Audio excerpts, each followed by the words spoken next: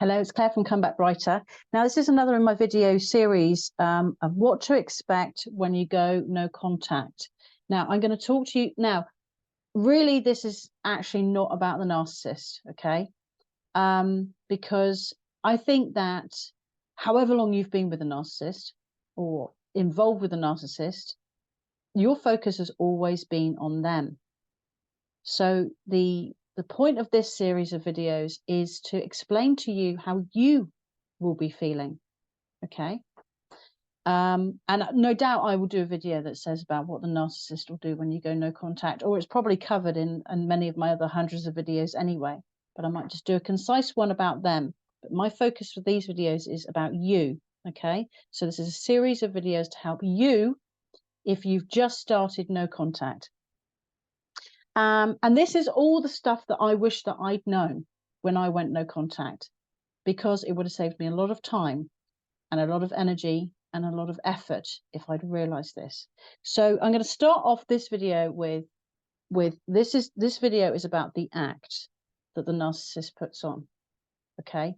Because I think that is understanding that their like good behavior is an act is absolutely pivotal to your understanding of what it is that you've been through, and to help you understand the true dynamic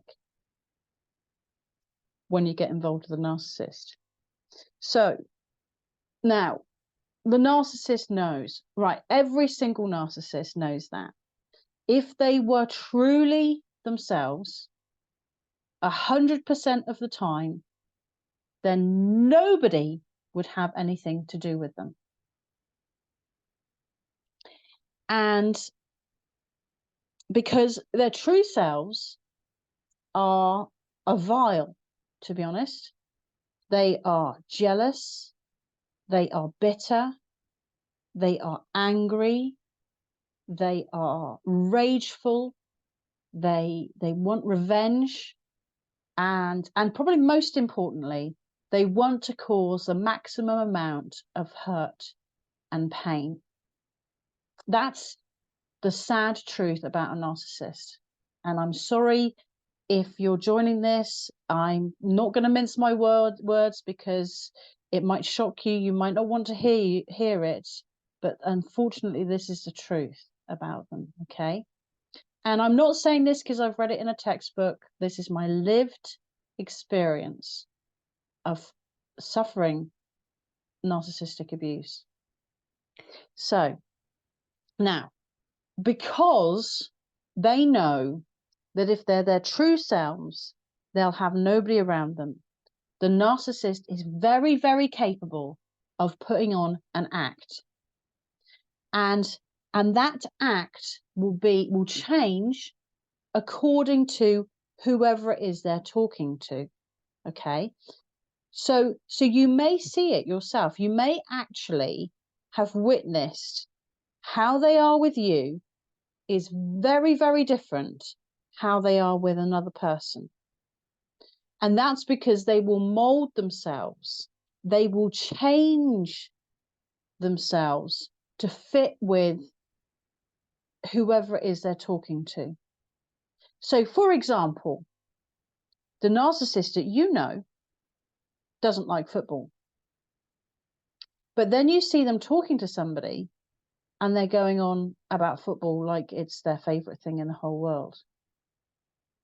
And that's how they change. That's how they're like chameleons. So if they think and it's always about them getting something out of it. So if they don't like the person, if they don't like someone, it will usually be because they see no benefit to them from that person. So whatever it is that they admire, that person isn't that thing. And the narcissist won't gain by being associated with them. Okay, so that they literally love or hate people. Okay, and conversely, if they see in some way they will gain, and it may not be right. So say I think a lot of narcissists value money. So say that the narcissist that you're involved with values money and material possessions. Okay. And I think that's pretty common for a narcissist. They will be all friendly, all the things to somebody who they perceive as having a lot of money. Okay. And it may not be because they want money from them, although that might be part of it. I don't know. It might just be that the narcissist thinks that even just being seen with that person or being able to say that they spend time with that person makes other people think that they're rich by association. Okay.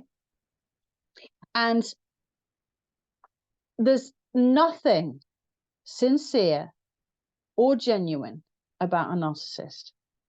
So why am I telling you this? I'm telling you this because I truly want you to understand that whatever the narcissist has been to you, okay, however they appear to be to you. So if it's a parent and you're looking and they on occasions have appeared to be loving and caring and supportive, that's all just an act. Because if they don't put on the act, you won't stick around. So this is what's so confusing. Okay, this is really confusing about the first stages of going no contact when you're processing the abuse that you've been through. Is you're like, oh, but they did that thing, and it looked like they cared about me, and then they did the other thing, and that made and they cared about. I know that they loved me. But the truth is, it's all been an act. And ultimately, that act was for them to gain because then they had you as a target for their abuse. Okay? That's what they're after. So whenever you saw the vile side of them, whenever you saw the manipulative, the controlling, the jealous, the bitter, the angry, the vengeful side of them, that was the truth about them. That's the truth about them. So I'm just going to give you a little example that I've experienced. So my parents came to see me. They were like passing by my house as they were going off on their winter holiday, and they were going off in their camper van. And I was pregnant at the time and had morning sickness and was feeling pretty rough. My house was quite cold. My husband was out working all the time. And my dad had never been as loving and caring as he was during that time. And I remember one specific occasion. I mean, this is how unusual it was because I remember this so clearly. I remember being in the supermarket and he put his arm around me and he said, "Are you all right? How are you doing? How are you feeling?" And my heart soared. I thought, oh, my dad loves me. He cares for me.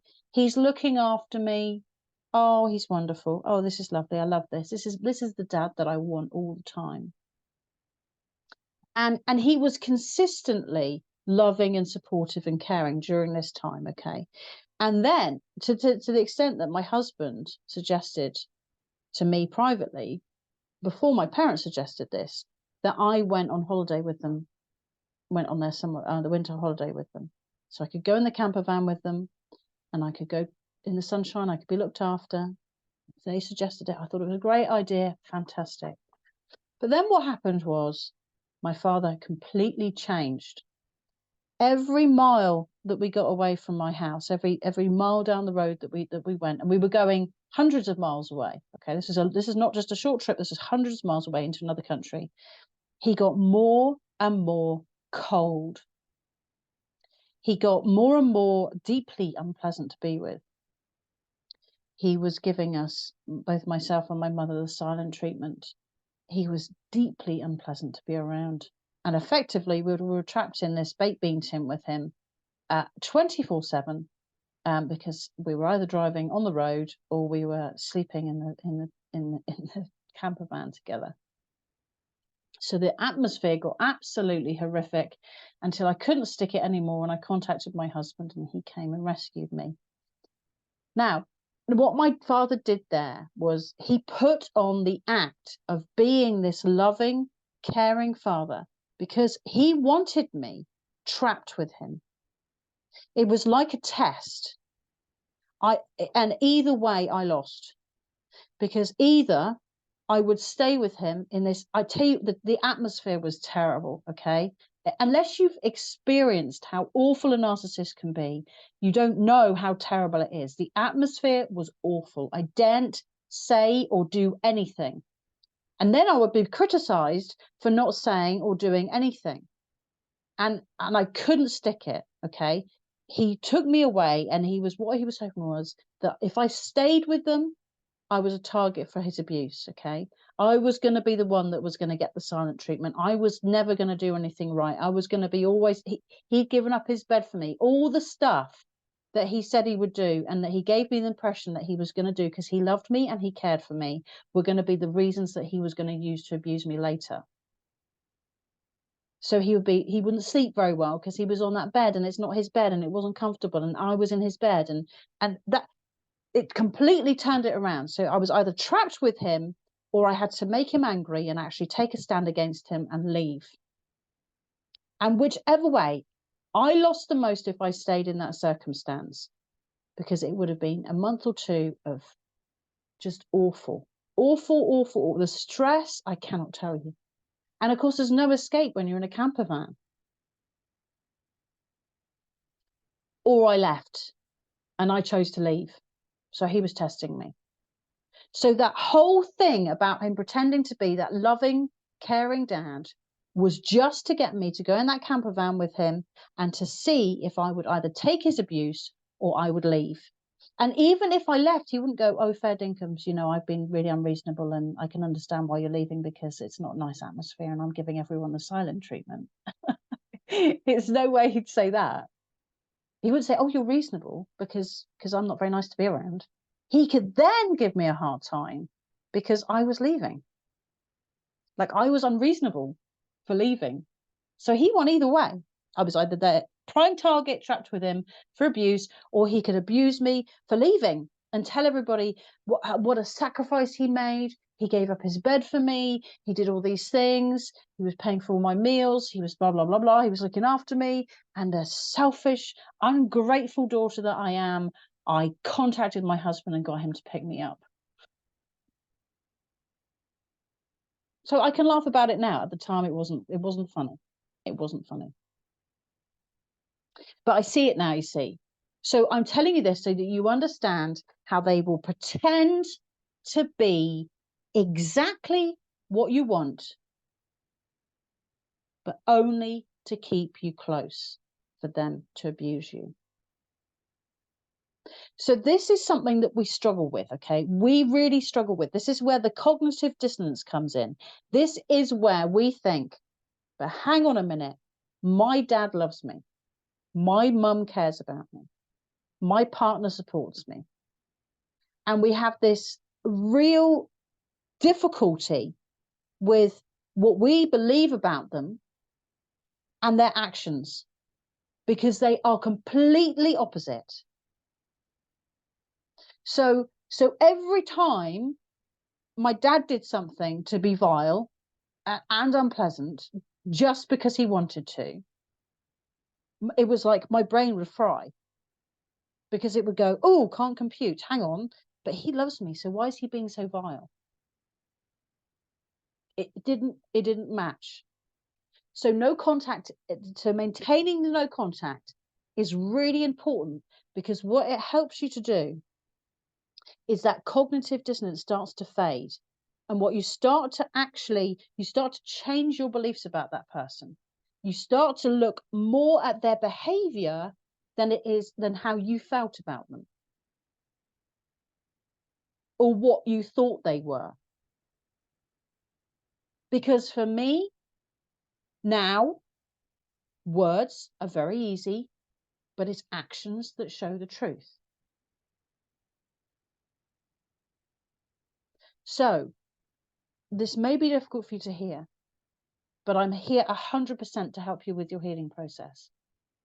I want you to understand, because the sooner you start to process that everything that they did that you thought was loving and caring was part of an act, then you can truly start to work through what it is that you've been through.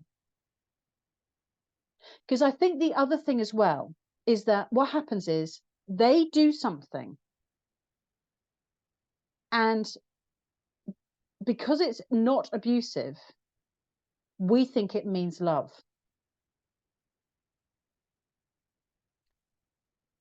It's not love. It's just not abusive. And we hold on to those scraps. We hold on to those little things, that just those little moments, fleeting moments that could be years ago, as evidence, proof that they love us. But it's not that. It's not love. It's just not abusive. And that's really hard.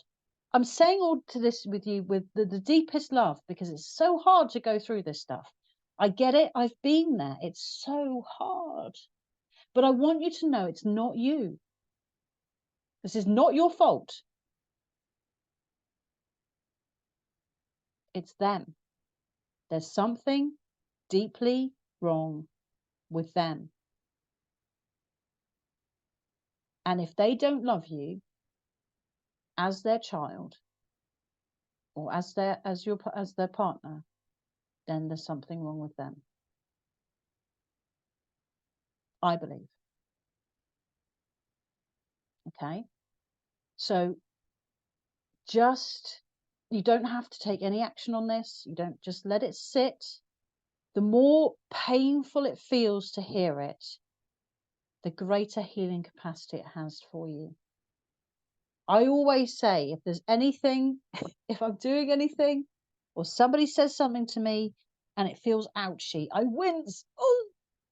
Oh, that hurts. Oh, that's like, not like someone's being, being horrible to me, but like there's a behavior that I'm not comfortable with, and someone points it out or hints at it, or I think myself, oh, I'm a bit like that, and I go, oh, it hurts, ouchie. That's like a pain area that needs to be healed. So that's why I'm doing this. I'm not doing this to be horrible. I'm not doing any of this I'm doing this because I want you to understand. I want you to come through that process, the healing process, much quicker, which you will do if you have a greater understanding of how their abuse has affected you. So I hope that this helps. If you need me, I am here for you.